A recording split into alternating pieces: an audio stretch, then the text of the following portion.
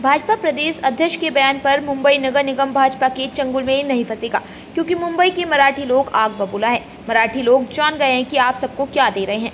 भाजपा ने महाराष्ट्र को लाचार छोड़ दिया है। मराठी लोग जान गए हैं कि आप 106 शहीदों द्वारा जीती गई मुंबई को किसी और को दे रहे हैं, और ये भाजपा की दोधारी नीति है। शिवसेना यूबीटी सांसद अरविंद सावंत ने कहा, संजय सिरसाट मामले पर अगर संजय सिरसाट की कोई प्रतिष्ठा है तो उन्हें हर जाना मांगना चाहिए। क्या लाचारों की कोई प्रतिष्ठा होती है? ये तो कमर से नीचे झुके हुए लोग हैं। शिवसेना यूबीटी सांसद अरविंद सावंत ने इसकी आलोचना की है। अगर उनकी कोई प्रतिष्ठा होती तो वे सूरत, गुवाहाटी, गोवा नहीं भागते। ये लोग इसलिए भागते हैं क्योंकि उनकी कोई प्रतिष्ठा नहीं है। सावंत ने यह भी कहा, पश्चिमी दिवस दौरे पर शिवसेना चुनाव को ध्यान में रखकर नहीं घूम रही है। 80% सामाजिक कार्य शिवसेना का ही है। सिर्फ सैनिकों को बिना हतोत्साहित हुए इस विरासत को आगे बढ़ाना चाहिए। जय हार या हार की चिंता किए बिना काम करते रहते थे। अरविंद सावंत ने कहा कि वह यही संदेश देने के लिए पश्चिमी विदर्भ का दौरा कर रहे हैं। जो लोग शिंदे के पास गए थे वह अब शिवसेना में वापस आ रहे हैं। जो लोग लालच और भाईचारा दिखाकर आशाएं लोगों की सेना में शामिल हुए, उन्हें कुछ नहीं मिला। जाते समय उन्होंने कुछ नहीं मांगा, इसलिए उनके आने पर उनके स्वागत के लिए खड़े होने की कोई ज़रूरत नहीं। सावंत ने यह भी स्पष्ट किया है कि जो आना चाहते हैं वे आएंगे। मुंडे की तीसरी बेटी के राजनीति में आने पर प्रमोद महाजन और गोपीनाथ मुंडे गठबंधन के सूत्रधार थे। वे शिवसेना नेताओं से मिले रहते थे। हालांकि संभाजी राजा को पता चला कि शिवाजी राजा ने ही राजा को धोखा दिया था। हमारे संभाजी राजा को एहसास हो गया है कि उन्होंने शिवसेना प्रमुख को धोखा दिया है, इसलिए हमें खुशी है कि हम उनसे 4 हाथ की दूरी पर हैं। अरविंद सावंत ने कहा, भाजप प्रदेशाध्यक्ष रवींद्र चव्हाण यांनी म्हटलंय की फडणवीस हे उदार मनाचे आहेत आणि बीएमसी मध्ये कदाचित ते महापौर इतर पक्षालाही देऊ शकतात, असं कोण म्हणतं? भाजप प्रदेशाध्यक्ष रवींद्र चव्हाण. कोण? चव्हाण? कोणाला नक्की देतात विचार तर खरं. मुळात असं आहे, आधी तुमचा महापौर बसेल हे तुम्ही कधी ठरवलं? मुंबईचा मराठी माणूस जागून उठलाय बरं का, पेटून उठलाय. तुम्ही आंदण देताय ना सगळ्यांना, ते मुंबईतल्या मराठी माणसाला फार कळलंय आता. उभा महाराष्ट्र लाचार करून ठेवलाय तुम्ही. आणि जी 106 हुतात्म्यांनी प्राणाहुती देऊन मिळवलेली मुंबई सुद्धा तुम्हाला कोणाच्या तरी ताब्यात द्यायची. हे न कळणे इतका मराठी माणूस अज्ञानी नाही.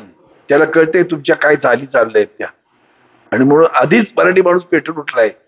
त्यात अशा पद्धतीची वक्तव्य म्हणजे मराठी माणसाने समजून घ्या बरं, यांचं दुटप्पी धोरण कसं असतं. 2017 मध्ये शिवसेनेला महापौर पद दिलं होतं असं त्यांनी त्याला जोड केली. उपकार नव्हते केले आमच्यावर, कळलं का? उपकार नव्हते कधीच केलेले नाही त्यांनी. भारतीय जनता पार्टी कोणावर उपकार असतील ना तर शिवसेनेचे अनंत उपकार त्यांच्यावर आहेत. देशभरात शिवसेना वाढली असती. वंदनीय हिंदू हृदय सम्राट शिवसेना प्रमुखांनी घेतलेलं हिंदुत्व देशाच्या कानाकोपऱ्यात शिवसेनेला घेऊन गेले. आजही जा केरळ पासून कन्याकुमारी पर्यंत आणि बांगलादेश पासून राजस्थान पर्यंत, अगदी गुजरात पर्यंत तुम्हाला शिवसेनेची शाखा आजही आहे. आणि तिथं वंदनीय शिवसेना प्रमुखांचा फोटो, त्याला घालणारे हार, आणि आजही ते उद्धवजी ठाकरे सोबत आहेत. अशी माणसं आज आहेत बरं का, निष्ठावान, विकाऊ नव्हे खोके घेऊन. तर तो विचार केला ना आपल्याला कळेल. उपकाराची भावना आयुष्यातच करू नका. तुम्ही मित्राला मारण्यात पारंगत आहात. तुम्ही इंग्रजांची नीती घेऊन जन्माला आलेले लोक आहात. शिडीवर चढायचं तर शिडीलाच लात मारायची. म्हणजे साहेबांचं एक वाक्य मुद्दामून सांगतो, मी महाराष्ट्र पाहतो, तुम्ही राष्ट्र पहा. तो त्यांना महाराष्ट्र तुम्ही पाहू दिला नाही. उंट तंबूत घुसला आणि तंबू उकडून घेऊन गेला. ही त्यांची वृत्ती आणि नीती आहे. संजय शिरसाटांचा एक व्हिडिओ काल व्हायरल झालाय, तो वादग्रस्त ठरलाय. हा व्हिडिओ मॉर्फ केलेला आहे असं ते सांगतायत, आणि त्याबाबत ते अब्रू नुकसानीचा दावा असेल. अमृत करतायत ते नुकसानी.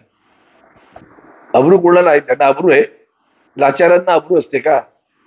कबरेखाली वाकलेले लोक आहेत ते, त्यांना नसते अब्रू. अब्रू असती तर सुरतला पळायला नसते. अब्रू असती तर गुवाहाटीला गेले नसते. अब्रू असती तर गोव्याला पळाले नसते. अब्रू नाही, त्यांना अब्रू आहे कुठे म्हणून ते पळतात ना असे.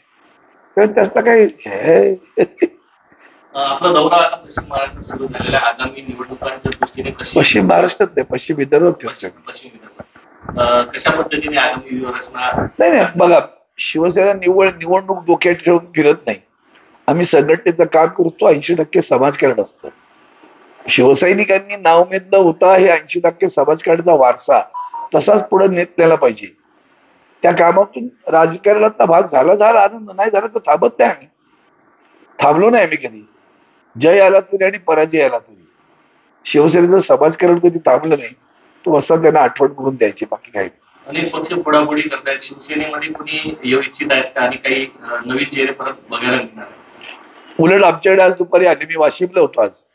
जी माणसं आम्हाला सोडून त्या शिंदेकडे गेले होते, मिन्यांकडे, त्यांना लक्षात आलं तिकडे गेल्यानंतर काय होत होते, परत आले.